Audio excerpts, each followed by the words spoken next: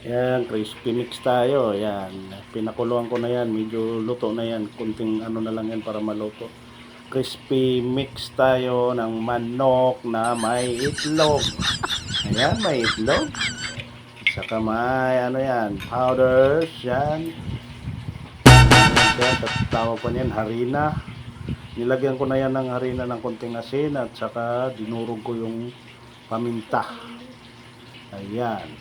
Mamaya, yummy na. Luto na natin yan mamaya mga kaibigan. Ayan, simulan na natin mga kaibigan kung ano ang result nito. Tinatry ko lang to siya ng ganito mga kaibigan.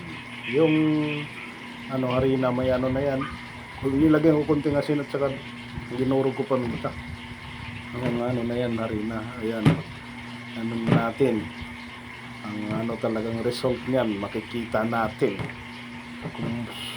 Kung yummy ba talaga siya. Ito yung invento ko na naman na style. May kaibahan sa iba. Ayan o. Ayan o.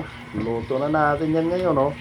Tikman natin yan mamaya kung sobrang yummy kasi natimplahan na yan. So pag-adobo ko pa siya kanya yung pagpakulo. Ayan. Kita na natin yung resulta ngayon yan. Kung gaano kasarap o yummy.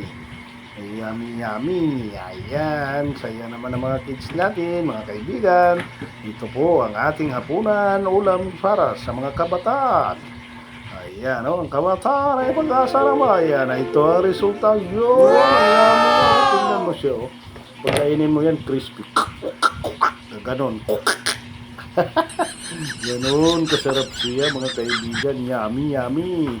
Mamaya, masaya na naman ang mga kids, mga kaibigan.